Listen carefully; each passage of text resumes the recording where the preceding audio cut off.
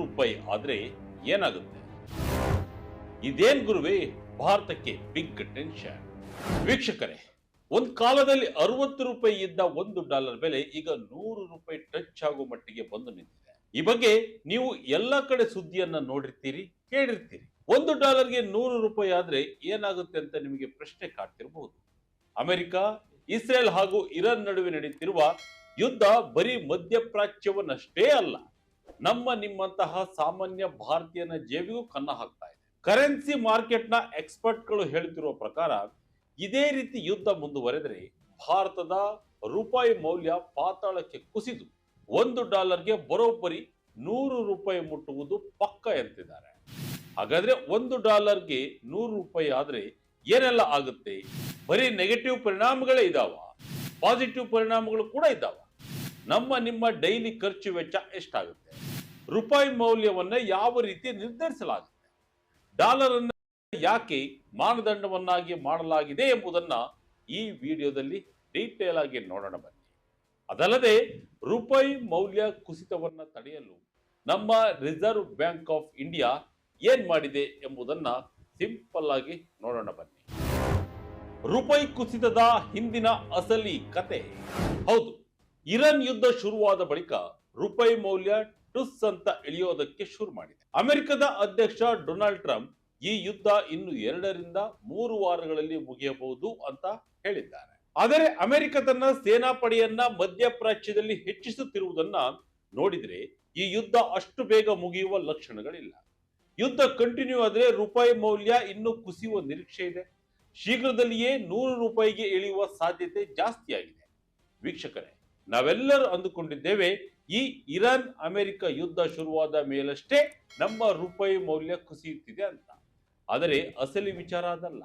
ಯುದ್ಧಕ್ಕೂ ಮುನ್ನವೇ ರೂಪಾಯಿ ಮೇಲಿಂದ ಕೆಳಗೆ ಜಾರುತ್ತಲೇ ಇದೆ.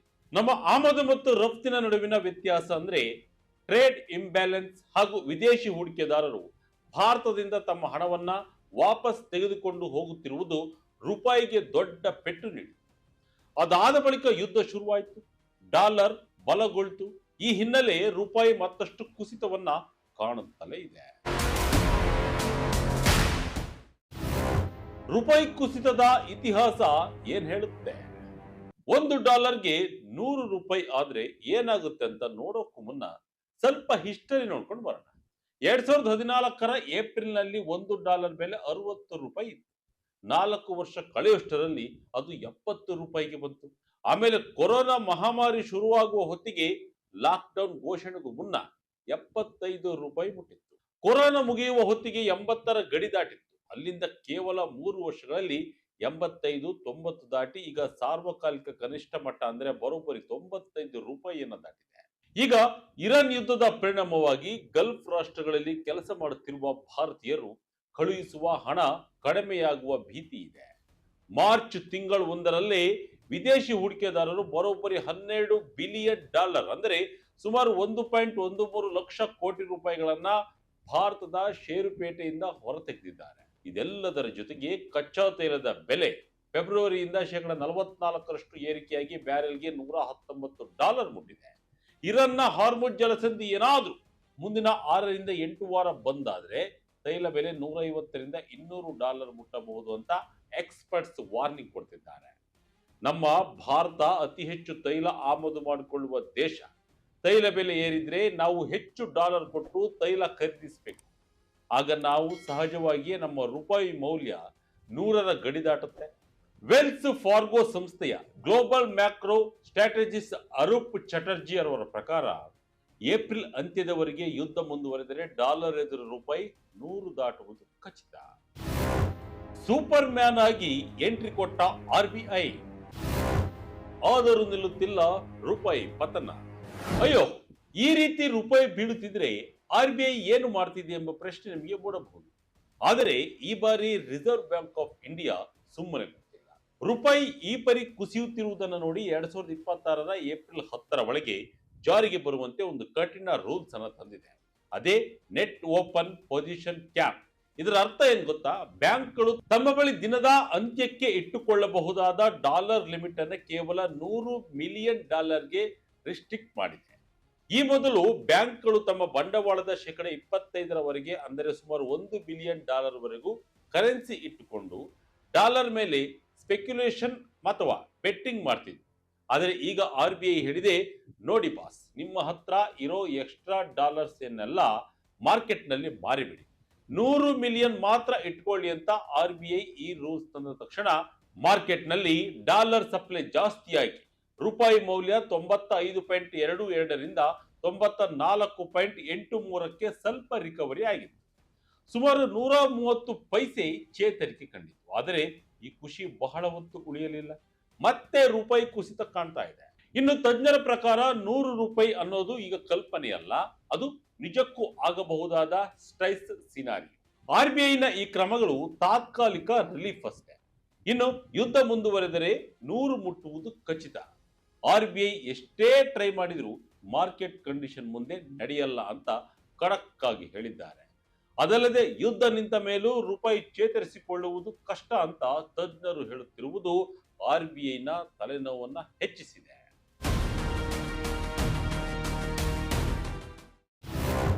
$1 = 100 ರೂಪಾಯಿ ಏನಾಗುತ್ತೆ? ನಿಮ್ಮ ಜೇಬಿಗೆ ಹೇಗೆ ಕತ್ತರಿ ಬೀಳುತ್ತೆ? ವೀಕ್ಷಕರೇ, ಈಗ ರಿಯಲ್ ಮ್ಯಾಟರ್ಗೆ ಬರೋಣ.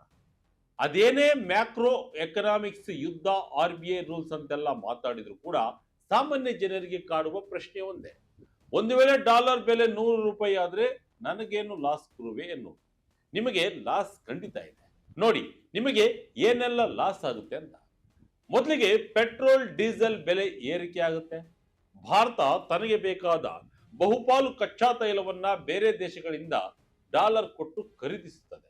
ಡಾಲರ್ ರೇಟ್ 100 ರೂಪಾಯಿ ಆದ್ರೆ ಆಮದು ವೆಚ್ಚ ವಿಪರೀತ ಹೆಚ್ಚಾಗುತ್ತದೆ.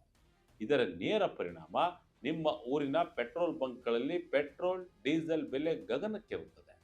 ಟ್ರಾನ್ಸ್ಪೋರ್ಟ್ ಕಾಸ್ಟ್ ಜಾಸ್ತಿಯಾಗಿ ತರಕಾರಿ, ಬೇಳೆಕಾಳು, ದಿನಸಿ ವಸ್ತುಗಳ ಬೆಲೆ ಹೆಚ್ಚಾಗಿ ಹಣದುಬ್ಬರ ನಿಮ್ಮ ಮನೆ ಬಾಗಿಲು ತಟ್ಟದೆ ಬಿಡಲ್ಲ.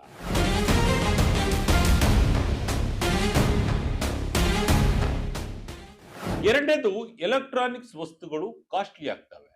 ನೀವು ಹೊಸ ಮೊಬೈಲ್, ಲ್ಯಾಪ್ಟಾಪ್, ಟಿವಿ ಅಥವಾ ವಾಹನಗಳನ್ನ ಕೊಳ್ಳಬೇಕು ಅಂತ ಪ್ಲಾನ್ ಮಾಡಿದ್ರೆ ಬಿಗ್ ಶಾಕ್ ಆಗಿದೆ. ಯಾಕೆಂದ್ರೆ ಈ ವಸ್ತುಗಳ ಬಿಡಿ ಭಾಗಗಳು ಬರೋದು ವಿದೇಶದಿಂದ. ರೂಪಾಯಿ ಕುಸಿದರೆ ಇವೆಲ್ಲವೂ ವಿಪರೀತ ದುಬಾರಿಯಾಗಲಿವೆ. ಇನ್ನು ಮೂರನೆಯದು, ವಿದೇಶಿ ವ್ಯಾಸಂಗ ಮತ್ತು ಪ್ರವಾಸ ಕಷ್ಟ. ನಿಮ್ಮ ಮಕ್ಕಳನ್ನ ಅಮೆರಿಕ, ಬ್ರಿಟನ್, ಆಸ್ಟ್ರೇಲಿಯಾಗೆ ಓದಲು ಕಳಿಸಬೇಕು ಅಂದ್ಕೊಂಡಿದ್ರೆ ಎಜುಕೇಶನ್ ಲೋನ್ EMI ಹೊರೆ ಹೆಚ್ಚಾಗುತ್ತದೆ. ನಿಮ್ಮ ಟ್ಯೂಷನ್ ಫೀಸ್, ಲಿವಿಂಗ್ ಎಕ್ಸ್ಪೆನ್ಸ್ ಎಲ್ಲದಕ್ಕೂ ಹೆಚ್ಚು ರೂಪಾಯಿ ಸುರಿಬೇಕಾಗುತ್ತೆ. ಜೊತೆಗೆ ಫಾರಿನ್ ಟ್ರಿಪ್ ಮಾಡುವವರ ಬಜೆಟ್ ಕೂಡ ಡಬಲ್ ಆಗುತ್ತದೆ. ಇನ್ನು ನಾಲ್ಕನೇದು, ಸೈಲೆಂಟ್ ಟ್ಯಾಕ್ಸ್ ಎನ್ನುವ ಟರ್ಮ್. ಇದು ಮಧ್ಯಮ ವರ್ಗದ ಮೇಲೆ ಬೀಳುವ ಒಂದು ರೀತಿಯ ಸೈಲೆಂಟ್ ಟ್ಯಾಕ್ಸ್. ನಿಮ್ಮ ಸಂಬಳ ಅಷ್ಟೇ ಇರುತ್ತೆ, ಆದರೆ ಅದೇ ಹಣದಲ್ಲಿ ನೀವು ಖರೀದಿಸುವ ವಸ್ತುಗಳ ಪ್ರಮಾಣ ಕಡಿಮೆ ಆಗಿರ್ತದೆ. ಅಂದ್ರೆ ಡಾಲರ್ಗೆ 100 ರೂಪಾಯಿ ಆದ್ರೆ ಎಲ್ಲದರ ಬೆಲೆ ಹೆಚ್ಚಾಗುತ್ತದೆ. ಡೈರೆಕ್ಟ್ ನಿಮ್ಮ ಜೇಬನ್ನು ಸುಡೋದು ಖಂಡಿತ. ರೂಪಾಯಿ ಕುಸಿದರೆ ಎಲ್ಲವೂ ಲಾಸ್ ಇಲ್ಲ. ಕೆಲವರಿಗೆ ಇದು ಬಂಪರ್ ಲಾಟರಿ.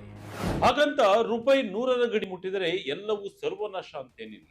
ಒಂದು ನಾಣ್ಯಕ್ಕೆ 2 ಮುಖಗಳಿರುವಂತೆ ಇದರಿಂದ ಕೆಲವು ಲಾಭಗಳು ಕೂಡ ಇವೆ. ಅದೇನೆಂದ್ರೆ IT ಮತ್ತು ಎಕ್ಸ್ಪೋರ್ಟರ್ಸ್ಗೆ ಹಬ್ಬ.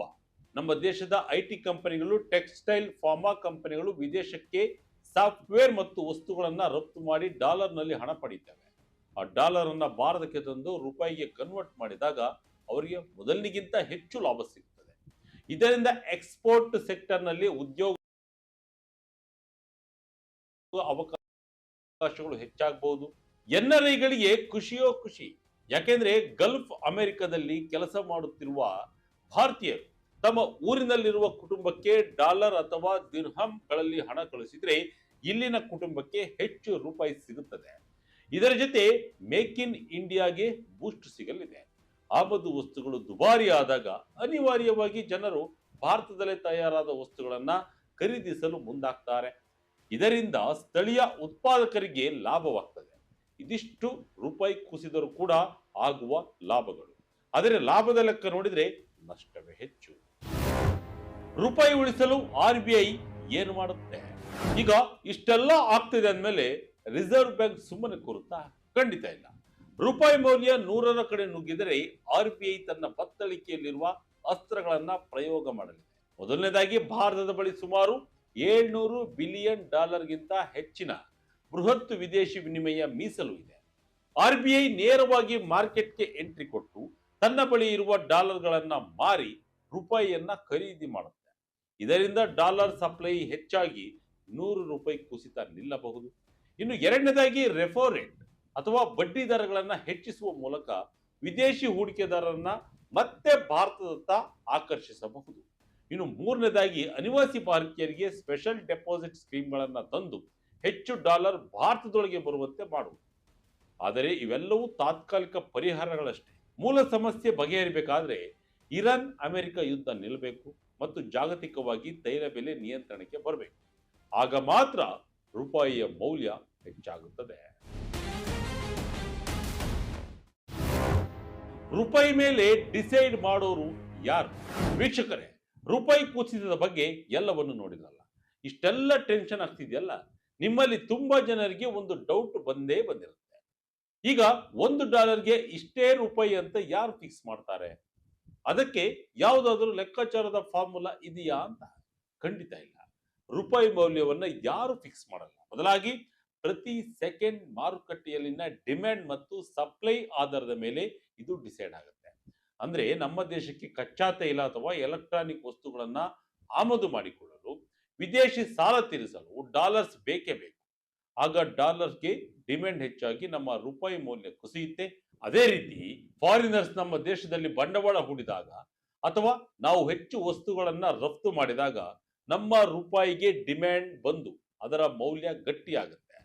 ಭಾರತದಲ್ಲಿ ಓಪನ್ ಮಾರ್ಕೆಟ್ ಇರೋದ್ರಿಂದ ರಿಸರ್ವ್ ಬ್ಯಾಂಕ್ ಡೈರೆಕ್ಟ್ ಆಗಿ ರೇಟ್ ಫಿಕ್ಸ್ ಮಾಡಲ್ಲ. ಬದಲಾಗಿ ರೂಪಾಯಿ ದಿಢೀರ್ ಅಂತ ಕುಸಿದಾಗ ತನ್ನ ಬಳಿ ಇರುವ ಡಾಲರ್ಗಳನ್ನ ಮಾರುಕಟ್ಟೆಗೆ ಬಿಟ್ಟು ಬ್ಯಾಲೆನ್ಸ್ ಮಾಡಲು ಟ್ರೈ ಮಾಡುತ್ತೆ ಅಷ್ಟೇ. ನಮ್ಮ ಆಮದು ರಫ್ತಿನ ವ್ಯತ್ಯಾಸ, ಹಣದುಬ್ಬರ, ಬಡ್ಡಿ ದರ ಮತ್ತು ಗ್ಲೋಬಲ್ ಮಾರ್ಕೆಟ್ ನಲ್ಲಿ ಡಾಲರ್ನ ಸ್ಟ್ರೆಂತ್ ಇವೆಲ್ಲವೂ ನಮ್ಮ ರೂಪಾಯಿ ವ್ಯಾಲ್ಯೂವನ್ನ ನಿರ್ಧಾರ ಮಾಡುತ್ತದೆ.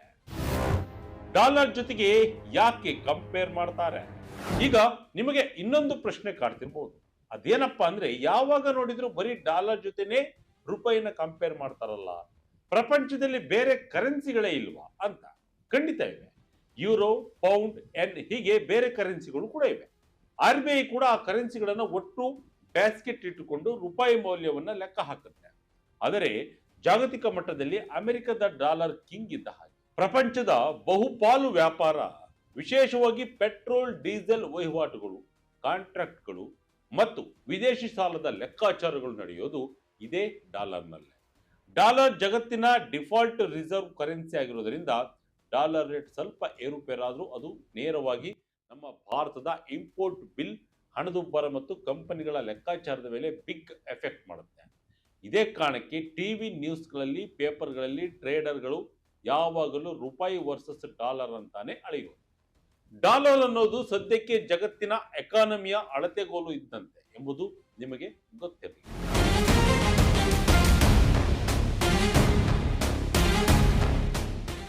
ಒಟ್ಟಿನಲ್ಲಿ ರೂಪಾಯಿ ಮೌಲ್ಯ ದಿನದಿಂದ ದಿನಕ್ಕೆ ಕುಸಿಯುತ್ತಿದೆ.